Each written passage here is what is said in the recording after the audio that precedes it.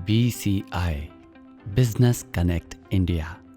Hello, मेरा नाम है हार्दिक मजीठिया। मैं एक business coach and director of life transformer training private limited and BCI business connect India federation.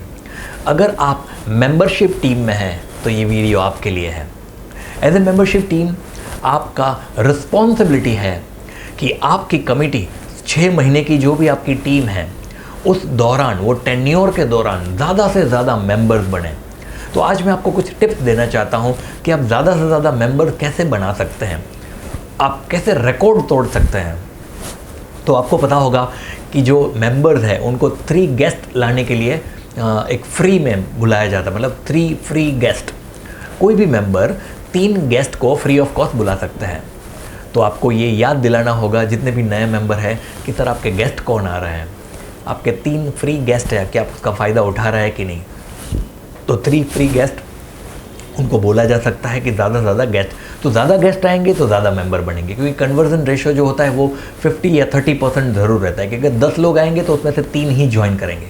तो ज़्यादा से ज़्यादा गेस्ट आने चाहिए, वो आपकी जवाबदारी है। ओके, उसके अलावा मेंबर्स ज़्यादा से ज़्यादा आए तो ओपन कैटेगरी आपको पता होनी चाहिए। तो ओपन कैटेगरी आप सबको शेयर कीजिए हर बार कि सर इनमें से किसी को आप जानते हैं, कोई रेफरेंस देना चाहेंगे।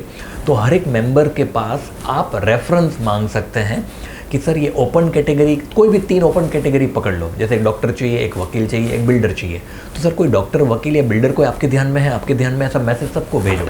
और आपके पास जैसे ही नाम आ जाता है तो उनको ही बोलिए मेंबर को कि सर ये किसको आप इन्वाइट करने वाले हैं आप नेक्स्ट मीटिंग में, बिल्डर को या डॉक्टर को या वकील को। तो ये आपको थोड़ा सा पुश करना है, मेंबर ज़्यादा से ज़्यादा उसमें बढ़ने चाहिए। और जब वो गेस्ट आ जाते हैं मीटिंग ख़त्म होने के बाद, उनको ज़रूर मिलिए, उनको पूछिए, उनका फॉलोअप लीजिए कि सर आप ज्वाइन करने वाले हैं कि नहीं। तो आप ज़्यादा से ज़्यादा मेंबर बनाने के लिए आप और भी बहुत सारे सजेशन दे पाएंगे अगर आपके ध्यान में भी कोई आता है। तो एज ए मेंबरशिप टीम आपका एक व्हाट्सएप ग्रुप होना चाहिए। वो व्हाट्सएप ग्रुप में ओपन कैटेगरी के बारे में डिस्कशन होना चाहिए कि नहीं ये क्लोज हो चुकी है, नहीं ये ओपन कैटेगरी है, इसको नेक्स्ट मीटिंग में कौन आ रहा है, किसके गेस्ट ज़्यादा थे, उनको अप्रिशिएट कीजिए। जो ज़्यादा से ज़्यादा गेस्ट बुला रहे हैं, ज़्यादा से ज़्यादा मेंबर्स बना रहे हैं, उसका डेटा आपके पास होना चाहिए। अगर आपके पास नहीं है तो BCI की टीम से ज़रूर ले लीजिए कि मुझे बताइए कि हमारे BCI में कौन ऐसा व्यक्ति है जिसमें सबसे ज़्यादा मेंबर बनाए, ये कौन ऐसा व्यक्ति जो आज तक कोई गेस्ट को लेके ही नहीं आया, कोई मेंबर ही नहीं बनाया, उसका आपके पास लिस्ट ज़रूर होना चाहिए। उसके अलावा जो भी हमारा ग्रुप फ़ोटो ख़त्म हो जाता है उसके बाद जब फॉर्म फिल करते हैं तो गेस्ट को मदद कीजिए फॉर्म फिल करने में और उसके साथ में रहिए। जितने भी गेस्ट आते हैं वो आपके टच में होने ही चाहिए, मीटिंग ख़त्म होने के बाद भी आप उसके टच में रह सकते हैं। और मैं बताऊँ, आपको सबसे ज़्यादा फ़ायदा होगा BCI में, क्योंकि एज ए BCI मेंबर आप उन लोगों के टच में भी होंगे जो मेंबर नहीं भी बने। तो वो सब लोग आपको भी बिज़नेस दे पाएंगे और आप उनको वो बिज़नेस दे पाएंगे। तो उनको कोई क्वेश्चन है तो आप कर सकते हैं। कॉफ़ी टेबल आप कर सकते हैं। कॉफ़ी टेबल मतलब मीटिंग से पहले या तो मीटिंग के बाद उनके कोई भी क्वेश्चन है तो उनके ऑफिस में जाकर मिलना, समझाना कि BCI क्यों ज़रूरी है। तो उस बहाने आपकी मीटिंग भी हो जाएगी और आपको भी बिज़नेस मिलेगा। तो मेंबरशिप टीम जो है उसके सबसे ज़्यादा कॉन्टैक्ट होते हैं। ओके, उसके बाद स्क्रूटिनाइज टीम, जो स्क्रूटिनी टीम होती है उसके टच में रहिए। जैसे कोई मेंबर पॉजिटिव हो जाता है तो मेंबरशिप के पूरा एनरोलमेंट प्रोसेस में आप मदद कर सकते हैं। जैसे उसका स्क्रूटिनी हो गया कि नहीं, क्योंकि जब तक स्क्रूटिनी नहीं होगा वो मेंबर नहीं बन पाएंगे।